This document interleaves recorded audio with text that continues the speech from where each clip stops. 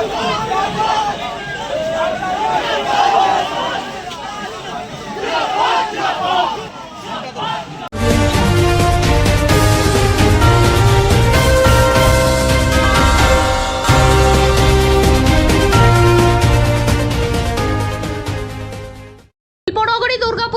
সাজো রব মুখ্যমন্ত্রী পদে আসীন হওয়ার পর প্রথমবার দুর্গাপুরের শুভেন্দু অধিকারী। বৃহস্পতিবার সকাল থেকে শহর জুড়ে নজিরবিহীন প্রশাসনিক তৎপরতা। ওন্ডাল বিমানবন্দরে অবতরণের পর কড়া নিরাপত্তার মধ্য দিয়ে সড়কপথে সোজা সিটি সেন্টারে দুই বিধায়ককে সঙ্গে নিয়ে খোলা গাড়িতে জনসংযোগ র্যালি। রাস্তার দুধারে দাঁড়িয়ে থাকা মানুষকে অভিবাদন জানান মুখ্যমন্ত্রী। এরপর কনভয় পৌঁছায় সৃজনী প্রেক্ষাগৃহে। সেখানে প্রশাসনের শীর্ষ আধিকারিকরা তাকে স্বাগত জানান। সুসংগঠিত নিরাপত্তা বেষ্টনীর মধ্য দিয়ে শুরু হয় উচ্চ পর্যায়ে প্রশাসনিক বৈঠক। হাজির ছিলেন 5 জেলার জেলাশাসক, পুলিশ কমিশনার, বিভিন্ন দপ্তরের শীর্ষকর্তা, নবনির্বাচিত বিধায়ক ও মন্ত্রিসভার সদস্যরা। কি নিয়ে আলোচনা? প্রশাসনিক সূত্রে খবর, জেলার সামগ্রিক উন্নয়ন, শিল্প ও পরিকাঠামো প্রসার, আইন শৃঙ্খলা, গ্রামীণ পরিষেবা এবং সরকারি প্রকল্পের বাস্তবায়নের অগ্রগতি নিয়ে বিশদ পর্যালোচনা হয়। বৈঠক শেষে সংবাদ মাধ্যমের মুখোমুখি হন মুখ্যমন্ত্রী শুভেন্দু অধিকারী। তুলে ধরেন একাধিক গুরুত্বপূর্ণ বিষয়। মুখ্যমন্ত্রী হওয়ার পর শুভেন্দু অধিকারীর প্রথম দুর্গাপুর সফর, তাই এই বৈঠক ঘিরে রাজনৈতিক ও প্রশাসনিক মহলে তীব্র কৌতূহল। এখন নজর বৈঠকের সিদ্ধান্ত কতটা বদলায় 5 জেলার উন্নয়নের ছবি।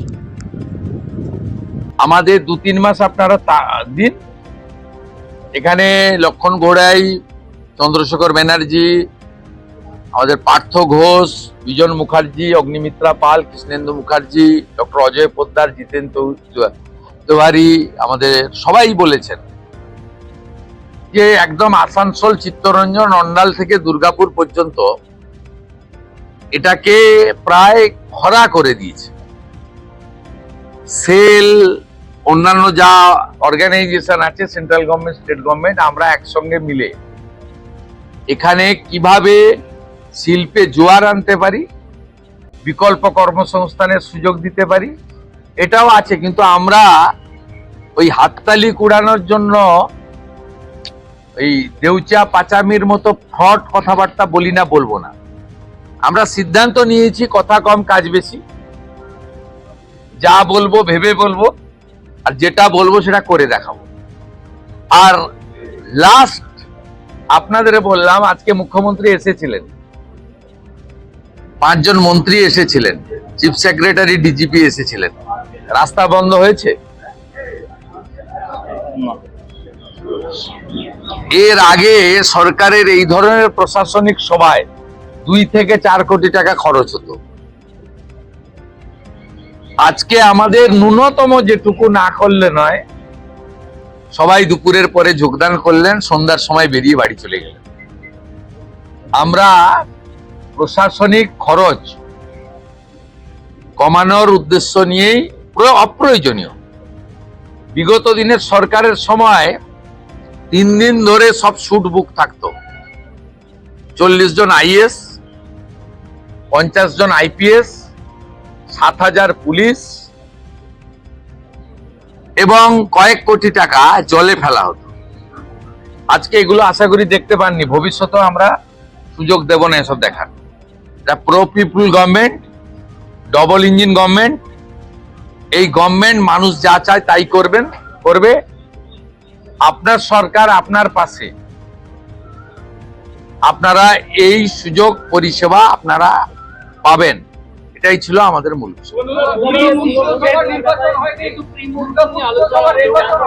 আমাদের ইতিমধ্যে নবান্নতে ডিবিসির চেয়ারম্যান আইএস সুরেশ কুমারকে রেখে মিটিং হয়ে গেছে, কোঅর্ডিনেশন মিটিংও হয়ে গেছে। আমরা 5টা জোনে ভাগ করেছি।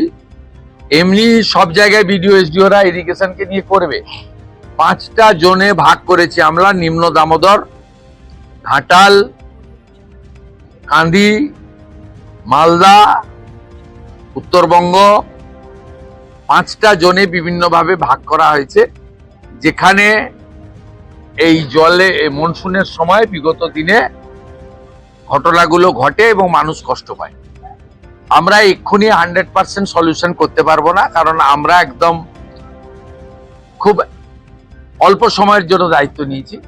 কিন্তু সরকার ক্যালাস সরকার হবে না। আর পাহাড়ে মানুষ ভেসে চলে যাবে, আর মুখ্যমন্ত্রী মা দুর্গাকে নিয়ে প্যারেড করবেন, এসব কাজ এই সরকার করবে না। এটা সংবেদনশীল সরকার, সচেতন সরকার, জনগণের প্রতি দায়বদ্ধ থাকা সরকার। তার জন্য প্রি মনসুনের যা যা কাজ করা উচিত আমাদের ক্যাপাসিটির মধ্যে আছে, আমরা স্টার্ট করে দিয়েছি। ডোন্ট গেট ওরি। আমার এভাবে বলা উচিত নয়। ভোট কখন হবে স্টেট ইলেকশন কমিশন বলবে। আমরা শুধু বিশ্বাস করি, হাওড়াতেও যেটা আমি দুপুরের আগে বলে এসেছি, যত দ্রুত সম্ভব নির্বাচিত বোর্ডের হাতে ক্ষমতা হস্তান্তর আমরা চাই। দুর্গাপুরের মানুষকে আমি আশ্বস্ত করতে চাই, দুর্গাপূজা বা কালী পুজোর পরে যে কোনো সময় নির্বাচন করার বিষয়ে সংশ্লিষ্ট দপ্তরের মন্ত্রী অগ্নিমিত্রা পাল বা রাজ্য সরকার আমরা সহযোগিতা করব স্টেট ইলেকশন কমিশনকে। তার আগে ডিলিমিটেশন, চূড়ান্ত ভোটার তালিকা প্রকাশ এবং এখন যে নাগরিক পরিষেবাটা চালু করা দরকার, এই কাজটা করার জন্য আমরা নির্দেশিকা বলেছি এবং মাননীয় মন্ত্রী নিজে মনিটরিং করছেন প্রধান সচিবকে নিয়ে। শুধু একটা কথা আমি দুর্গাপুরের মানুষকে আশ্বস্ত করতে চাই, 2017 সালে আপনারা দুর্গাপুর কর্পোরেশনের ভোটে কেউ ভোট দিতে পারেননি। ভারতীয় জনতা পার্টির শাসনকালে কোন নির্বাচনে কোন ভোটার ভোটাধিকার থেকে বঞ্চিত হবেন না। আমাদের সময়কালে একটি রিপোল চলছে ফলতাতে, আপনারা শত চেষ্টা করেও উৎসবের পরিবেশ ছাড়া অন্য কিছু ছবি দেখাতে পারেননি এবং 90% পোল রিপোলে হয়েছে। বিশেষ করে 10 বছর বঞ্চিত থাকা ভোটাররা উৎসবের মতো ভোট দিয়েছেন। গ্রামবাসীরা সবাই মিলিত হয়ে খাওয়ারের ব্যবস্থা করে ভোট দিচ্ছেন। আমি টিভিতে ইউটিউবে যা দেখছি তাতে ভারতীয় জনতা পার্টির শাসনকালে প্রথম একটি নির্বাচন গণতন্ত্রের মহোৎসবের মতো কিভাবে উৎসবের আকার নিতে পারে, ফলটা দেখলেই সারাটা দিন কেমন যাবে ভোরবেলাই বোঝা যায়। তাই দুর্গাপুরের মানুষ আশ্বস্ত থাকতে পারেন, বাঁকুড়া থেকে বীরভূম থেকে গুন্ডা এনে 2017 সালে আপনাদের ভোট দিতে দেননি। তাই আপনারা যখনই সুযোগ পান ওদেরকে শিক্ষা দেন। 2019-এ শিক্ষা দিয়েছিলেন, আলুয়া লেজি জিতেছিল। 2021-এও আপনারা একটা সিট জিতিয়েছিলেন, আর একটা সিট খুব ক্লোজ 2000-2500-এ আমরা লস করেছিলাম। 24-এও দিলীপ দাকে লিড দিয়েছেন এখান থেকে দুটো সিটেই। আর এবারে তো একজন 38 একজন 32, একদম হাত খুলে ভোট দিয়েছেন। সাफ नहीं पवन जी, पूरा साफ कर दिया যাতে ক্ষয়ক্ষতি হয়। পঞ্চম সিন্ডিকেট তোলাবাজি কাটমানি বন্ধ হলো কিনা, সরকারি রাজস্ব আসছে না লিকেজ হয়ে যাচ্ছে।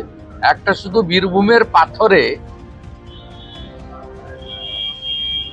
30 লাখ টাকা ডেলি রেভিনিউ থেকে 2 কোটি 30 লাখ হয়ে গেছে, এটা 5 কোটি যাবে।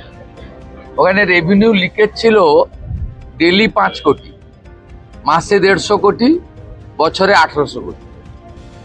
কি টাইপের রেভিনিউ লিকেজ হয়েছে এটা একটা এক্সাম্পল। এটা সব জায়গায় আছে, পশ্চিম বর্ধমান, পূর্ব বর্ধমানে, বালিতে তো ভয়ঙ্কর। সাথে সাথে এটাও আমরা বলে দিয়েছি, প্রয়োজন হলে বালির রেট বেঁধে দিন, যাতে এই অবৈধ ঘাট বন্ধের সুযোগ নিয়ে সোনামুখীতে 8,000-এর বালি 16,000 বলছে, যাতে সাধারণ গরিব মানুষের কাছে বিজেপি সরকারের ভাবমূর্তি খারাপ হয়, এই চক্রও কাজ করছে।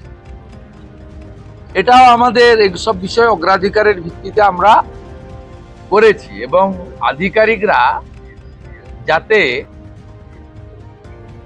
মেসেজ পেয়ে যায় যে সরকার কি চাইছে, সেই জন্যই তড়িঘড়ি করে এই মিটিং, এইরকম মিটিং আরো কয়েকটা হবে যাতে আমরা সম্পূর্ণ করে দিতে পারি গোটা রাজ্যকে।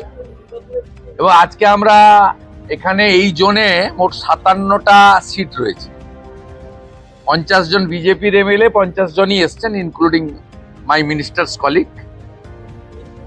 7 জন টিএমসির এমএলএ কে আমরা ডেকেছিলাম। কালকে মুরারইর এমএলএ আমাকে মেসেজ করেছিল যে আমি আসবো, সম্ভবত আসেনি না, ঠিক আছে। তা আগে 5 বছর মমতা ব্যানার্জি আমাদের ডাকতেন না, বর্তমান বিজেপির মুখ্যমন্ত্রী ওনাদের ডেকেছেন। আগে বিজেপির এমপিদের ফোন ধরতো না বিডিওরা, ডিএম তো দূরের কথা, দিশার মিটিং হতো না। আমাদের 2 এমপিকে আমরা মঞ্চে বসিয়েছি, তাদেরকেও যুক্ত করেছি। যেখানে যেখানে বিজেপির এমপি আছে তাকেও যুক্ত করতে হবে। তারা দিল্লি থেকে টাকা নিয়ে আসবে, এনএইচ এর স্কিম, রেলের স্কিম সব ওরা দায়িত্ব নিয়ে আসবে। ডবল ইঞ্জিনের সুফল আমরা মানুষকে পৌঁছে দিতে চাই।